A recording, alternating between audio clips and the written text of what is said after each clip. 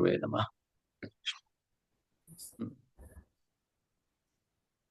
हम्म, तो भगवान ने यह बताया था कि एक व्यक्ति का धर्म क्या होता है। मतलब जो अपनी कर्मों के अनुसार जो उसे जो कर्म और जो प्रारब्ध के अनुसार उसे एक स्थान मिला है, जो एक उसे अ, जो उसे एक स्थान मिला है, जो एक जहां पर उसको जन्म हुआ है, तो उसके अनुसार उसके कुछ कर्तव्य बनते हैं। जन्म के अनुसार, जैसे कोई व्यक्ति पुरुष है तो पुरुष के धर्म अलग होते हैं, स्त्री के धर्म अलग होते हैं, क्षत्रिय के धर्म अलग होते हैं, ब्राह्मण के अलग होते हैं, वैश्य के अलग, शूद्र के अलग। सब अपने धर्मों के अनुसार सबको काम करना पड़ता है। तो ये जो सारे धर्म हैं, ये जो सारे जो जन्म के अनुसार जो धर्म मिलते हैं, इन सब का एक ही उद्देश्य है, अपने आप को इस संसार के चक्र से मुक्त कराना। तो भगवान ने बताया कि अब तक जो है इससे इससे मतलब प्राप्त मुक्ति कैसे प्राप्त की जाती है। तो ये धर्म के अनुसार चलने से धीरे धीरे गुणों से मुक्ति प्राप्त होती है। जो जिन गुणों से हमें एक शरीर मिल गया है, जो हमें आसक्तियां मिल गई हैं, उनसे धीरे धीरे हमें मुक्ति प्राप्त होती है, और धीरे धीरे करके हम जन्म मृत्यु के चक्र से बाहर आ जाते हैं। बुद्धि युक्तो जहातीह उभे सुकृत दुष्कृते तस्माद योगाय युज्यस्व योग कर्मसु कौशलम। जो व्यक्ति इस प्रकार से अपने धर्म के अनुसार चलता है, वो धीरे धीरे और मतलब भगवत शरण भी लेता है, मतलब शास्त्रों का अध्ययन करता है, गुरु की शरण लेके अपने कर्म करता है। वो धीरे धीरे अपनी चेतना में शुद्ध होता चला जाता है। कर्मजम बुद्धि युक्ता ही फलम त्यक्त्वा मनीषिण जन्म बंध विनिर्मुक्ता पदम गच्छन्त्य अनामयम। तो जो इस प्रकार से जो भगवान की शरण लेते हुए बुद्धिमान व्यक्ति अपने धर्म का पालन करता है और अपनी आसक्तियां दूर करता है, वो फिर सभी दुखों से मुक्त हो जाता है। हम्म। तो अब भगवान ने अब इतना सब तो बता दिया, तो अब अर्जुन प्रश्न कर रहे हैं भगवान से। अर्जुन उवाच स्थित प्रज्ञस्य का भाषा समाधि स्थस्य केशव स्थितधि किम प्रभाषेत किम आसीत व्रजेत किम। कि जो व्यक्ति इस प्रकार से अपनी निष्ठा में स्थिर है, जो धर्म के पथ पर चल रहा है, अपने नित्य कर्म पूरे करके भगवत शरण ले रहा है, उसके लक्षण क्या होते हैं, वो कैसे उसकी भाषा क्या होती है, वो कैसे बोलता है, वो कैसे बैठता है, कैसे चलता है। तो भगवान कहते हैं प्रजाहाति यदा कामान सर्वान पार्थ मनोगतान आत्मन्य एवात्मना तुष्टः स्थित प्रज्ञस्तदोच्यते। कि जिस व्यक्ति ने सभी प्रकार के इंद्रिय भोग को त्याग दिया है, जिसने सभी प्रकार के मनोधर्मों को छोड़ के अपने मन को शांत कर लिया है, वो वो पूरी तरह से निष्ठा में स्थिर होता है। वो पूर्णतः आत्मनिर्भर शांत होता है। और ये जो होते हैं भगवत प्राप्ति के लक्षण होते हैं। जो व्यक्ति दुखों में सुखों में स्थित रहता है, जो सभी प्रकार की आसक्तियों से मुक्त होता है, जिसकी कोई अटैचमेंट नहीं होती इस दुनिया में, वो जो है वो साधु कहलाता है। स्थित धीर मुनिर उच्यते। स्थित धीर, उसकी चेतना स्थिर है, वो यहां से वहां नहीं भटक रहा है। मुनिर उच्यते, ऐसे व्यक्ति को मुनि कहा जाता है। स्थित धीर मुनि मुनि, साधु व्यक्ति। ना दुख होने, ना उसे सुख प्राप्त होने पे कोई बहुत खुशी होती है, ना दुख प्राप्त होने में बहुत दुखी हो जाता है, और वो ज्ञान में स्थिर रहता है। तो जो व्यक्ति पूरी तरह से अपनी इंद्रियों को समेट सकता है, जैसे अभी जैसे देखिए, जैसे क्रिकेट मैच हो रहा है, कोई जीत रहा है, कोई हार रहा है, छोटे बच्चे चिल्ला रहे हैं, दुखी हो रहे हैं, हंस रहे हैं, लेकिन बड़े लोगों को कोई फर्क नहीं पड़ता है, क्योंकि उनकी वो अपनी इंद्रियों को समेट लेते हैं, उसमें ज्यादा अपना ध्यान नहीं डालते। जैसे आप देखें, कभी कभी सास बहू के टीवी सीरियल आते हैं, कोई देख के उन्हें रो रहा है, अरे ऐसा हो गया वैसा हो गया, लेकिन एक शांत व्यक्ति को पता है कि ये सब तो केवल टीवी का सीरियल है, ये असली कुछ नहीं है, ये केवल एक नाटक चल रहा है। तो व्यक्ति ना सुखी, ना उसे देख के खुश होता है, ना उसे देख के दुखी होता है। उसी प्रकार से एक जो स्थित प्रज्ञस्य होता है, जो व्यक्ति जिसकी निष्ठा स्थिर है, वो व्यक्ति ना तो संसार से को देख के सुखी होता है, ना संसार को देख के दुखी होता है।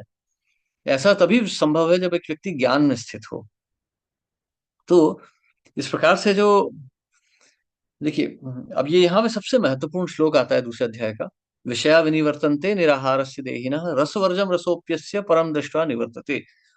तो एक व्यक्ति अपनी चेतना को तो समेट सकता है, वो अपने आप को इस संसार से विरक्त करके बिठा सकता है, लेकिन जो भोग आसक्ति होती है संसार की, उसका रस जाता नहीं है। मतलब जिस व्यक्ति ने संसार में कुछ सुख भोगे हैं, वो इस संसार को इतनी जल्दी त्याग नहीं सकता है। हाँ, वो इस संसार को त्याग नहीं सकता है। तो लेकिन जब व्यक्ति भक्ति या कोई ऐसे मार्ग पर चलता है जहां से उसे एक मतलब आनंद प्राप्त हो, तो ये सभी ये छोटे मोटे रसों को त्याग सकता है। जैसे एक व्यक्ति जब भगवान की भक्ति करता है, तो उसकी चेतना में भगवत वाणी आ जाती है, उसकी चेतना शुद्ध होने लगती है, उसे भगवान में आनंद आने लगता है। तो ऐसा जो व्यक्ति होता है, वो फिर संसार के सुखों को छोड़ सकता है, क्योंकि संसार में फिर सुख नहीं दिखता। जैसे बच्चे बच्चियां होती हैं, छोटी बच्चियां, वो गुड़ियों से खेलती हैं, घर बनाती हैं, सब करती हैं। लेकिन जब वो बड़ी हो जाती हैं, उनका विवाह होता है, उनका स्वयं का घर आ जाता है, फिर वो ये सब खेल खिलौने में नहीं लगती, क्योंकि उस ये रस तो अब समाप्त हो गया, अब उन्हें बड़ा रस मिल रहा है, अब उनका तो घर गृहस्थी अपनी बन चुकी है। तो अभी छोटी मोटी चीजें पसंद नहीं आ रही। वैसे ही जब बच्चे बड़े लड़के बड़े हो जाते हैं, मोटरसाइकिल चलाने लगते हैं, कार चलाने लगते हैं, तो वो खिलौनों से खेलना छोड़ देते हैं, क्योंकि तब कोई नया रस मिल चुका है, तो ये छोटा रस छूट गया है। तो उसी प्रकार से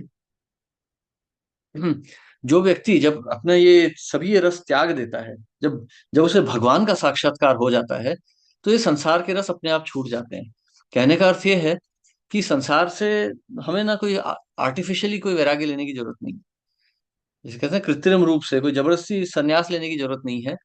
यदि संसार में रहते हुए हम भक्ति करेंगे, तो धीरे धीरे अपने आप मन भगवान में लग जाएगा, फिर संसार से मन हट जाएगा। ये नहीं है कि संसार से मन हटाना पड़ता है, संसार से मन हट जाता है।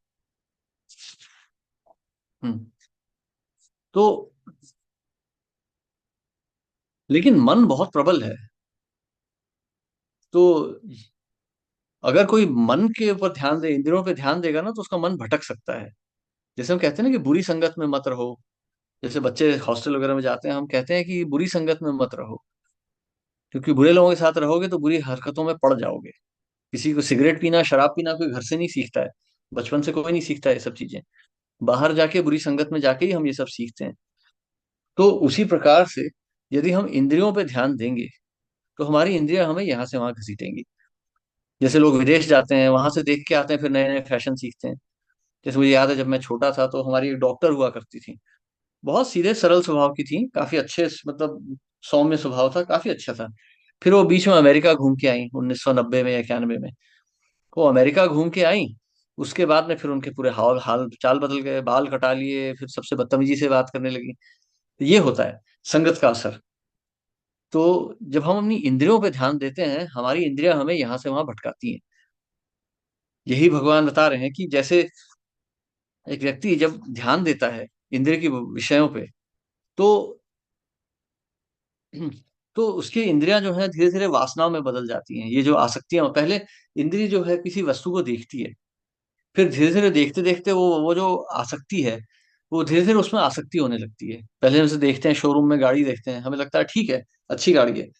बार बार देखते हैं, फिर हमें लगता है कि नहीं, ये गाड़ी चाहिए। फिर धीरे धीरे वो जो आसक्ति बन जाती है, वो आसक्ति वासना में बदल जाती है, ये तो मेरी ही होनी चाहिए। उसके बाद में धीरे धीरे वो वासना जो होती है, फिर वो क्रोध में बदलती है, जब हमारी वासना पूरी नहीं होती। फिर वासना से क्रोध आता है, क्रोध से धीरे धीरे जो है भ्रम आने लगता है, फिर हमें लगता है कि हम ही सही हैं, सब दुनिया गलत है। फिर हम ये नहीं सोचते कि गलत क्या है, सही क्या है। और धीरे धीरे हम ऐसे कर्म करते हैं जिससे हमारा पतन हो जाता है। मतलब साधारण सरल उदाहरण देखें आज के जमाने में, तो जैसे अब सलमान खान का ही केस देखिए। वो मार धाड़ लड़ाई झगड़ा सब उसने किया। क्या थी वो, मतलब केवल एक स्त्री को देखा, उसकी आसक्ति में फंस गया, और पूरा का पूरा उसमें डूबता चला गया। तो लेकिन जो व्यक्ति ज्ञान की नौका पे तैर रहा है, जो अपने इंद्रियों को नियंत्रण में रख सकता है, वो व्यक्ति फिर इस परिस्थिति से बच सकता है। लेकिन इंद्रियों को कैसे संयम में रखा जाता है? तानि सर्वाणि संयम्य युक्त आसीत मत्परः वशे ही यशेन्द्रियाणि तस्य प्रज्ञा प्रतिष्ठिता। जो अपनी इंद्रियां मेरे ऊपर स्थिर करता है, अर्थात भगवान के ऊपर। हम अपनी इंद्रियों को ऐसे ही स्थिर करके नहीं बैठ सकते कि आसमान में देख रहे हैं बस, सब दुनिया छोड़ दी, नहीं, ऐसा नहीं हो सकता है। इंद्रियों को भगवान के ऊपर स्थित किया जाता है। ऐसा करने से फिर जीवात्मा जो है वो यहाँ से वहां नहीं भटकेगा, उसकी इंद्रियां संयम में आ जाएंगी। तो जो व्यक्ति इस प्रकार से अपनी इंद्रियों को वश में कर सकता है, मतलब भगवान का ध्यान करते हुए, भगवान का स्मरण करते हुए अपनी इंद्रियों को वश में कर सकता है, वो सभी प्रकार की आसक्तियों से अपने आप को मुक्त कर सकता है। ऐसे व्यक्ति के लिए, ऐसा व्यक्ति जो है वो दिव्य भावना में स्थित कहलाता है। उसके लिए ना तो इस संसार में कोई दुख है, ना उसके लिए यहाँ पे कोई सुख है। वो पूर्णतः आनंदमयी है, और वो बिल्कुल स्थित ही हो जाता है। फिर से संसार के दुख नहीं हिला सकते। परंतु जो व्यक्ति संसार में अपना मन लगाए बैठा है, वो कभी स्थिर नहीं रह सकता। जैसे अभी हम देख रहे हैं, भारत, पाकिस्तान, चाइना, अमेरिका सब युद्ध के लिए तैयार खड़े हैं। सालों से बस उनका बस लड़ाई लड़ाई लड़ाई। मैं जब से पैदा हुआ हूं, मैं भारत पाकिस्तान की लड़ाई देखते आ रहा हूँ। मेरे पैदा होने से पहले भी चल रही थी, मेरे खत्म हो जाने के बाद भी चलती रहेगी, अगर ये दो देश खड़े रह गए तो। अब कोई कहेगा ये भारत सही है, पाकिस्तान गलत है। वो कहेंगे पाकिस्तान सही है, भारत गलत है। सही कौन है, गलत कौन है? दोनों ही गलत हैं। अगर झगड़े ही जा रहे हैं, ये महत्वपूर्ण मानव जीवन यदि भगवान का इसके स्मरण में न डालते हुए केवल राजनीति में खर्च कर रहे हैं, तो दोनों ही मूर्ख हैं। क्योंकि ये संसार तो अनित्य है, समाप्त हो जाएगा। तो इस प्रकार से जो व्यक्ति संसार में अपनी बुद्धि रखता है, वो कभी स्थिर नहीं हो सकता। इसीलिए देखिए, इतने सारे डिवोर्स हो जाते हैं। नहीं, ये लड़की पसंद नहीं, ये लड़का पसंद नहीं, पसंद नहीं, कुछ पसंद नहीं आने वाला है, क्योंकि संसार स्थिर है ही नहीं। यहाँ तो हर समय बदलता रहेगा। तो संसार बदलता रहेगा, तो ये कोई स्थिर रह भी नहीं सकता है। तो जो व्यक्ति संसार में अपना मन रखेगा, वो स्थिर नहीं रह सकता।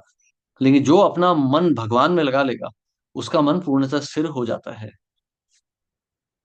जैसे एक नाव हवा से कभी भी बह सकती है, उसी प्रकार से मन कभी भी बह सकता है यदि वो इंद्रिय पे आस्था रखे। नाव यदि रस्सी से नहीं बांधी जाए, पानी में छोड़ दी जाए, तो पानी की लहरें या हवा उसे कहीं भी बहा के ले जा सकती हैं। उसी प्रकार से यदि व्यक्ति अपना मन जो है, वो इस पे स्थिर नहीं करता है, भगवान पे स्थिर नहीं करता है, जो कि रस्सी के समान है, तो वो संसार रूपी पानी में तैर रहा है। वो कभी भी, उसे लहरें कहीं भी बहा के ले जा सकती हैं। तो जो व्यक्ति अपनी इंद्रियों को संयम में रखता है, वह व्यक्ति धीर मुनि कहलाता है।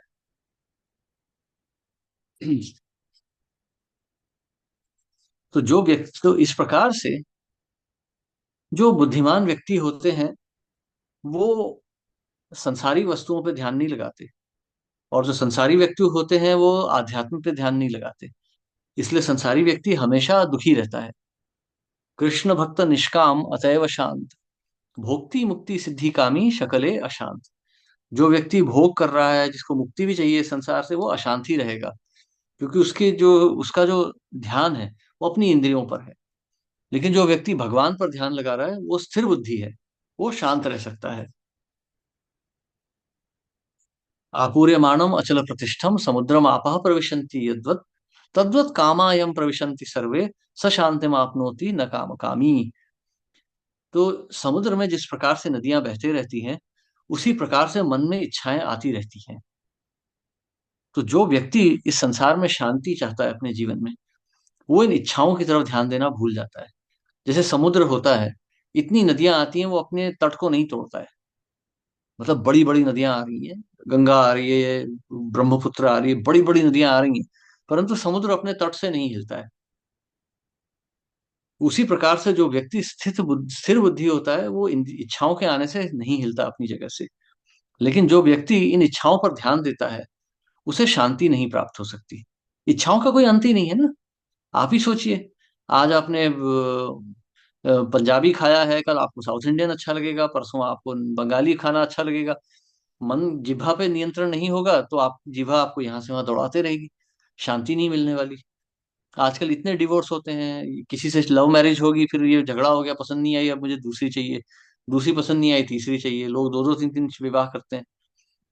तो ये सब इसीलिए हो रहा है, क्योंकि मन पे नियंत्रण नहीं है, इच्छाओं पे नियंत्रण नहीं कर पा रहे। तो जो व्यक्ति अपनी इच्छाओं पे जो नियंत्रण नहीं कर सकता है, वो व्यक्ति कभी शांत नहीं रह पाएगा। ये बात पे बहुत ध्यान रखिएगा।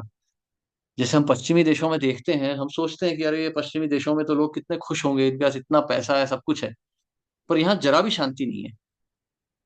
क्योंकि पैसे से संतुष्टि नहीं आ रही है, भगवान की वाणी है ही नहीं। तो इसलिए वो डिप्रेशन में चले जाते हैं। अपने आप से ही दुखी हो जाते हैं, आत्महत्या कर लेते हैं, कुछ कुछ चलता रहता है। तो इस प्रकार से जो व्यक्ति अपनी इच्छाओं की तृप्ति को छोड़ के, जो कि ये मैं हूं, ये मेरा है, ये सब ऐसी भावनाओं को छोड़ के जो भगवान की शरण लेता है, ऐसे व्यक्ति को ही केवल शांति प्राप्त होती है। और यही मार्ग है एक, मतलब कहेंगे एक भागवत जीवन जीने का, जिसके पाने के बाद व्यक्ति कभी अपने स्थान से नहीं हिलता। तो ये भागवत मार्ग क्या है? ये बहुत सरल मार्ग है। भगवान पे अपने मन को स्थिर कर रहा है।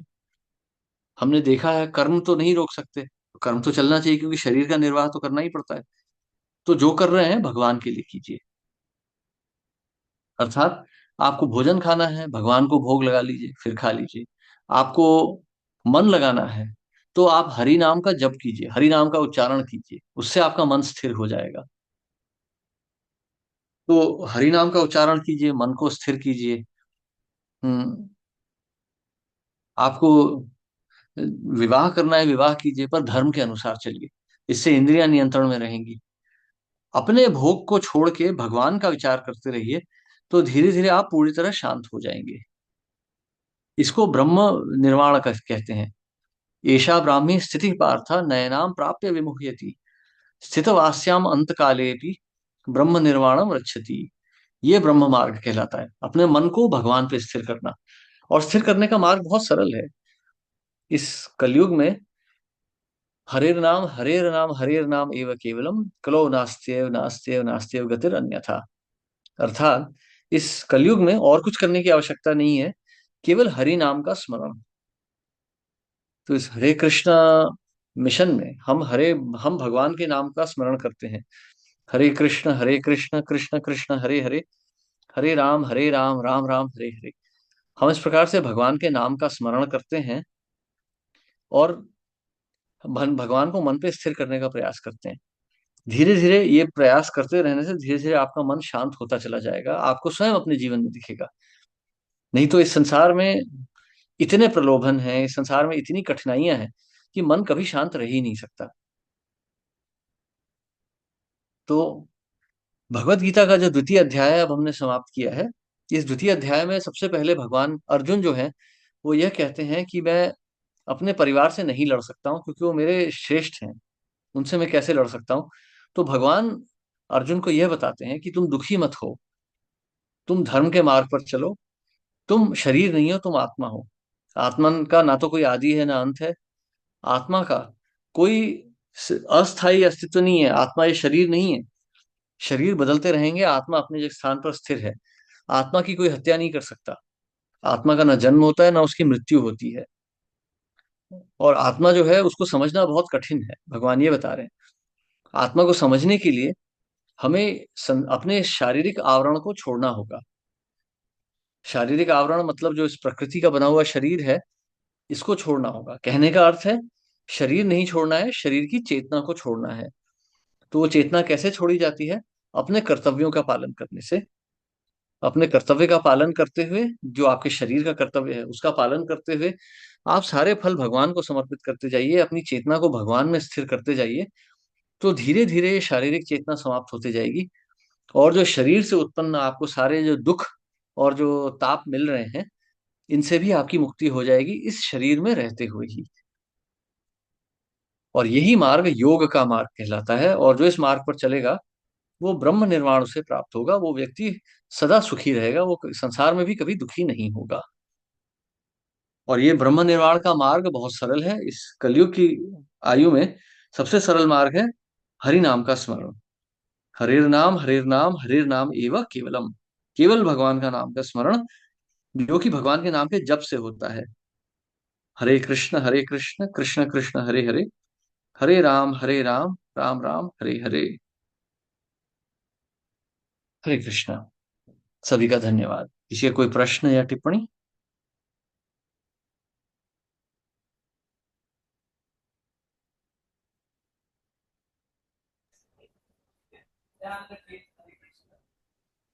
हरे कृष्ण।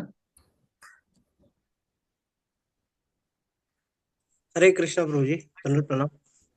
दंडवत प्रणाम। हाँ प्रभु जी, मेरा एक क्वेश्चन था। ऐसा था हम्म। कि अभी मन को नियंत्रण करने का एक दो रास्ते होते हैं। जैसे अभी हम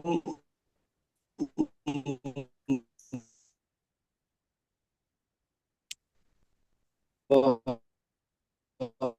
आवाज कट गई है आपकी।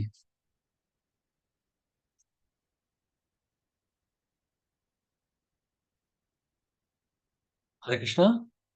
संदीप प्रभु आपकी आवाज कट गई है।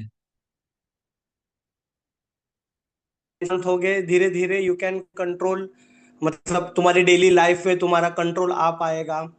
और आपने अभी इसी लेक्चर में थोड़ी देर पहले कहा कि ये असंभव है, मतलब जैसे हम आर्टिफिशियली या बॉडीली लेवल पे हम उसको कंट्रोल करने का ट्राई करेंगे, तो वो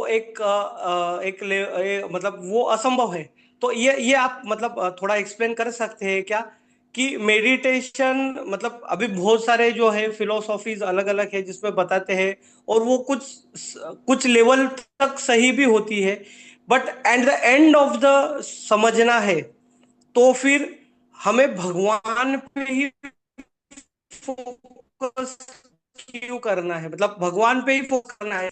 बट फिर मतलब वो थोड़ा सा मुझे समझना था कि लेकिन वो करने से भी तो मन शांत होता है, मतलब तो वही समझना था थोड़ा। देखिए, आत्मा को हमेशा आनंद चाहिए। आत्मा आनंद ही ढूंढ रही है, आनंदमयो अभ्यासा। हर जीवात्मा आनंद ढूंढ रहा है। तो आनंद को हम नहीं रोक सकते। ये जो मायावादी सन्यासी योगी आपसे कहते हैं कि इंद्रियों को नियंत्रण में कर लो, शांत कर दो, तो शांत नहीं होने वाली हैं। इंद्रियां शांत नहीं हो सकती। इंद्रियों को शांत यदि करना है तो हमें इंद्रियों का रुख बदलना पड़ेगा। हमें इंद्रियों की दिशा ही पलटनी पड़ेगी। जब जब हम इंद्रियों की दिशा पलट के भगवान की तरफ कर देते हैं तो ये इंद्रियां शांत हो जाती हैं, क्योंकि ये इंद्रियां भगवान में लग जाती हैं। जैसे एक छोटा बच्चा होता है, तो ये छोटा बच्चा जो होता है वो शैतानी करता रहेगा। बोर हो रहा है तो शैतानी करता रहेगा। तो एक मार्ग तो ये है कि बच्चे को एक थप्पड़ मार के कोने में खड़ा कर दिया जाए कि भाई दीवार की तरफ मुंह करके खड़े हो जाओ। ये एक मार्ग है। और दूसरा मार्ग है बच्चे को कोई अच्छा काम में लगा दिया जाए। कोई खिलौना थमा दिया जाए या कुछ रंगने के लिए दे दिया जाए, तो बच्चा लग जाएगा काम में। मन भी उसी समान है। यदि हम मन और इंद्रियों को नियंत्रण में नहीं रखेंगे तो वो खुरापात करेंगे, कुछ ना कुछ उल्टा पुल्टा करेंगे। यदि हम उनको नियंत्रण में करना चाहते हैं, उन्हें भगवान में लगा दें, तो इंद्रियां अपने आप नियंत्रण में आ जाती हैं। तो उसी प्रकार से भगवान का नाम जब हम स्मरण करते हैं तो हमारा मन जो है वो हमारी इंद्रियों को आनंद प्राप्त होने लगता है। तो उससे जो होता है, हमारा मन शांत हो जाता है।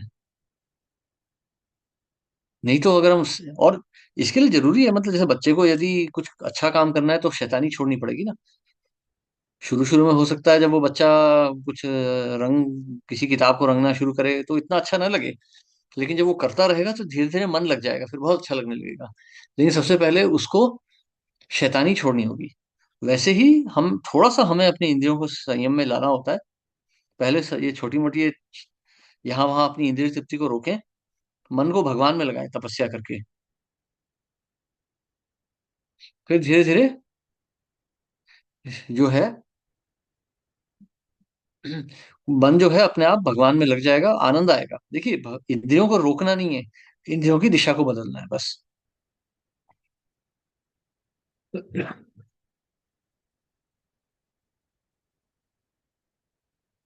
हरे कृष्णा। हरे कृष्णा प्रभु, thank you so much. Thank you.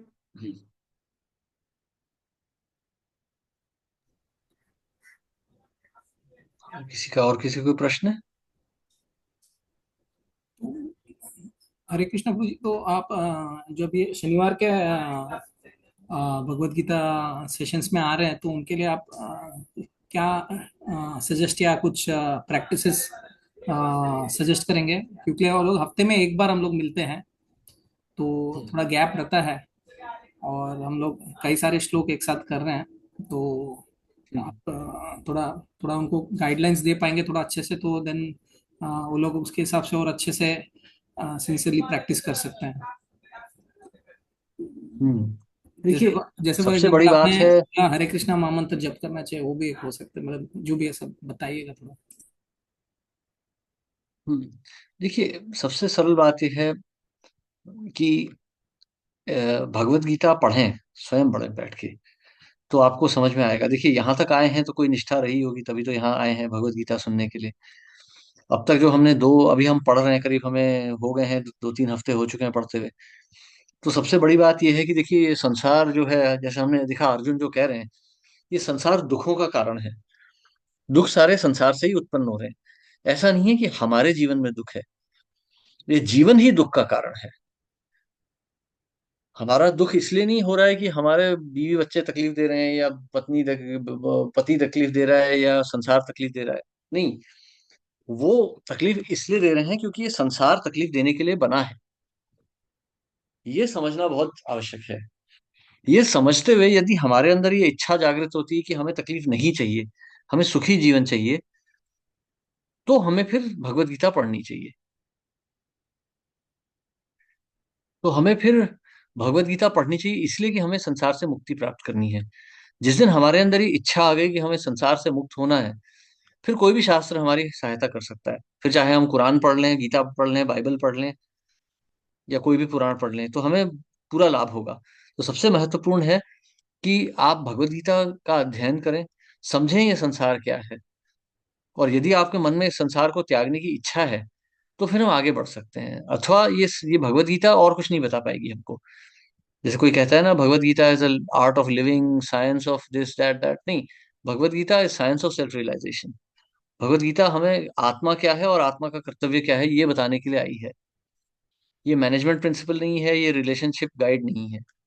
Bhagavad Gita शास्त्र है, भगवान की वाणी है, हमें संसार के कष्टों से मुक्ति दिलाने के लिए। यदि हमारी संसार के कष्टों से मुक्ति पाने की इच्छा है, तो भगवत गीता हमें बहुत लाभ देगी। तो मेरी आपसे यही विनती रहेगी कि आप भगवत गीता अपने आप को पढ़िए, खुद पढ़िए अपने आप भगवत गीता। इसे समझने का प्रयास कीजिए। यदि मन में प्रश्न उठ रहे हैं तो पूछिए। और भगवत गीता को यदि अपने जीवन में उतारना है, तो हरि नाम का जप शुरू कर दीजिए। हरे कृष्ण मंत्र का जप शुरू कर दीजिए। धीरे धीरे आपको भगवत गीता समय स्वयं में ही समझ में आ जाएगी।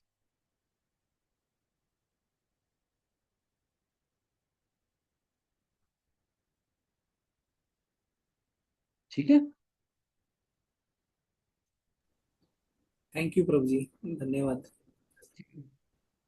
हरे कृष्णा। हरे सभी का कृष्ण। बहुत बहुत धन्यवाद। हरे कृष्णा। श्रील प्रभुपाद की श्रील जय। प्रभुपाद की जय। हरे कृष्ण, हरि बोल। हरे कृष्णा। कृष्णा प्रभु जी, धन्यवाद, प्रणाम, thank you so much. Krishna दंड प्रणाम। हरे कृष्णा प्रभु जी, दंडवत प्रणाम। हरे कृष्णा दंड प्रणाम।